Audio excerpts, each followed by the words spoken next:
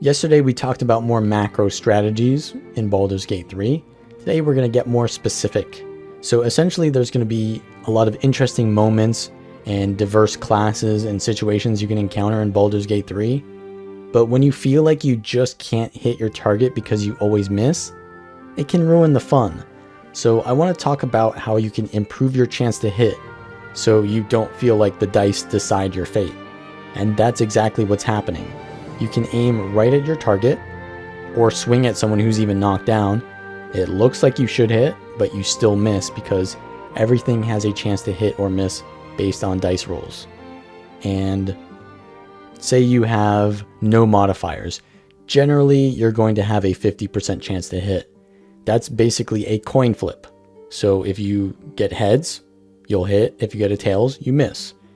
And that's not really good because half of the time, you're just going to do nothing, which just feels slow and unfun.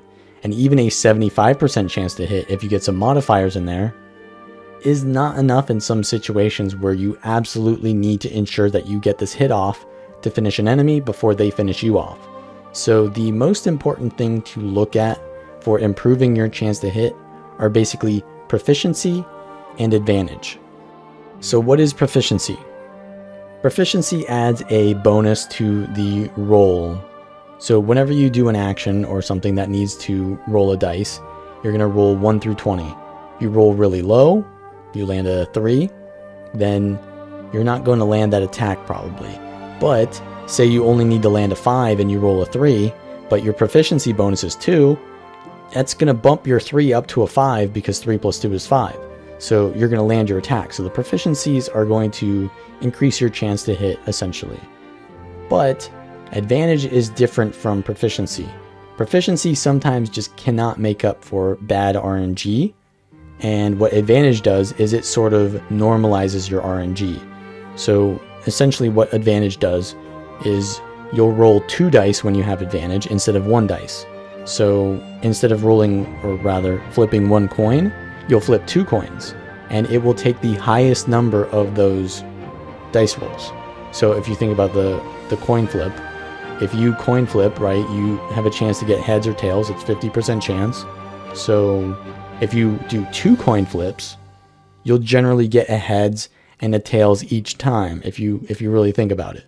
And that's good because on average that means that you're going to get a heads every time and you're going to get a hit. Now, obviously, there's different chances to hit on every boss, so it's not going to give you a 50% chance on every attack, right? But just thinking it in that way, you kind of understand advantage gives you a higher average dice roll, and therefore it gives you a better baseline for your proficiency. So you want proficiency and advantage. So the advantage gives you a higher kind of like RNG, and proficiency gives you bonuses to that. You want both. If you have too much proficiency but no advantage, then it doesn't matter because your RNG will probably still not be made up for. And if you just get really lucky and you have the IRL stat called luck, and you just always roll 20s, well then you don't need either of these. But not all of us have the IRL luck stat. So we're going to need some proficiency and advantage to actually land our abilities. So how are we going to get that? Well, proficiency is mostly from your class abilities. So if you're a cleric, all of your spells are going to mostly use the wisdom stat as the proficiency for your spells, and therefore how high your wisdom is going to improve your chance to hit with those spells. And likewise, as a whatever class you have, whatever that main attribute is, you need to have that. So just, sorcerer, charisma, wizard, intellect, warlock, charisma. Just get the right stat and get as much of that as possible.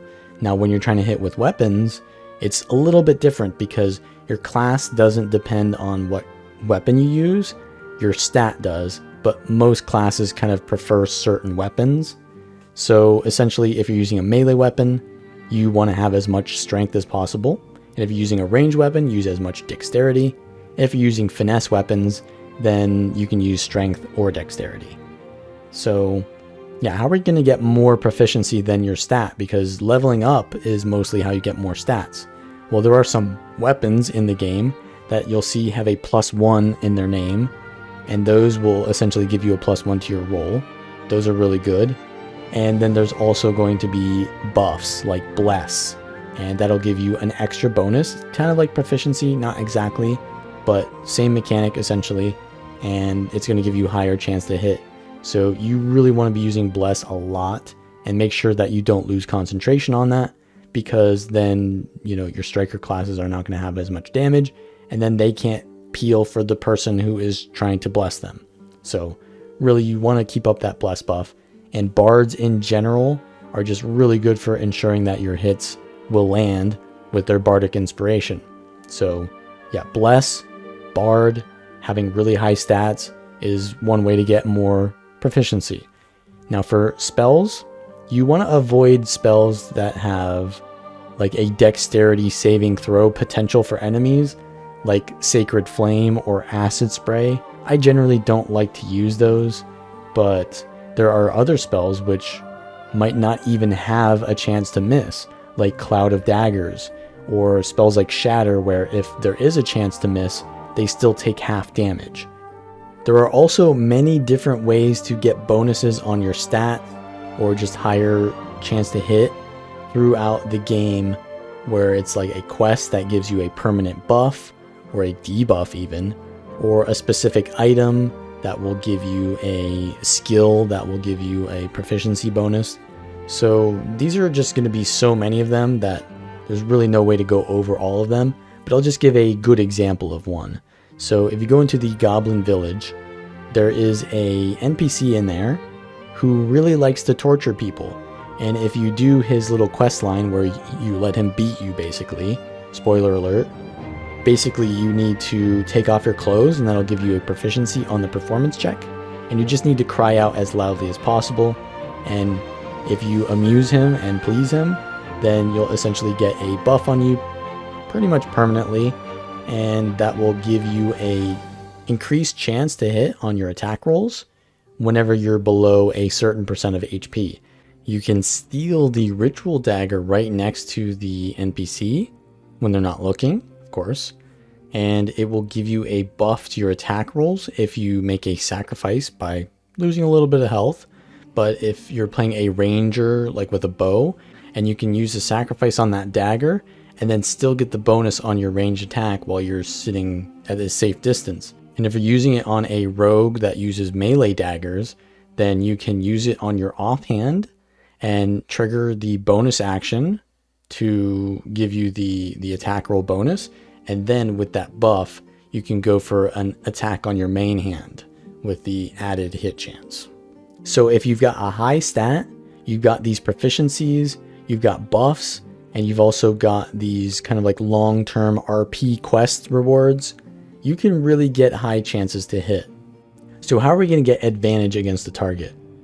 Well, there's a cleric spell called Guiding Bolt, which essentially makes the next attack roll against the target have advantage, but Guiding Bolt needs to hit for the advantage on the next attack. So you need to hit to be able to hit, so that doesn't really work out so well.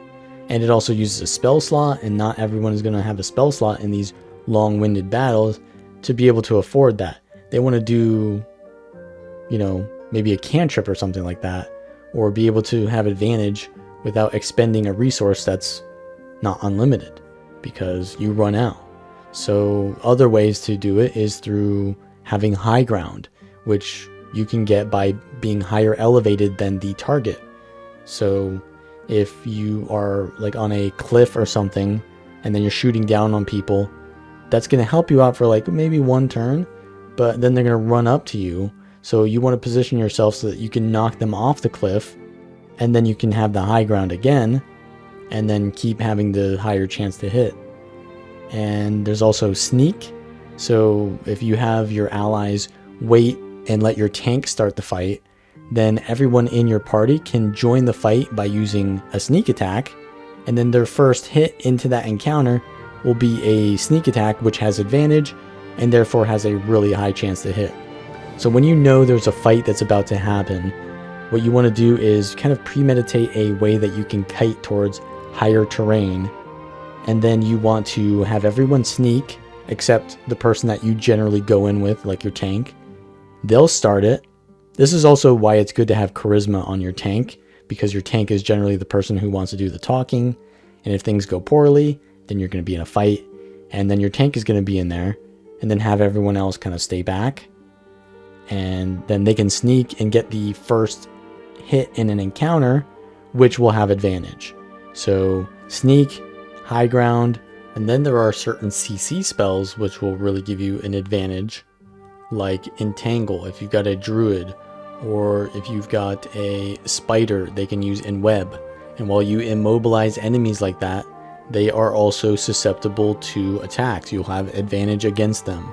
So these can sometimes cost a spell slot, but there are some weapons in the game as well that can give you ensnare. And you just want to focus fire targets who have this on them, because you'll have advantage on them. So you have like your supports with like a, like a grease bottle. You can even use a consumable. You can use a scroll. You don't necessarily need to use up your spell resources if you've got like tons of grease bottles. So collect those when you see them. Don't just let them sit there in containers. Pick them up and use them. Throw them, and then those grease bottles also create a slick field on the floor, and enemies can potentially slip again a second time when they walk over it. So they can give you multiple CCs with one spell. So that's why grease is one of the better spells to use. But it can also hurt you if you're also walking over it. So you got to be a little bit careful. But if you're using like a ranged comp, grease is extremely good.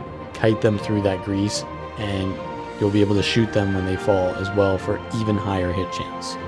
So yeah, that's pretty much how you're going to be able to get proficiency and advantage in Baldur's Gate 3 combat.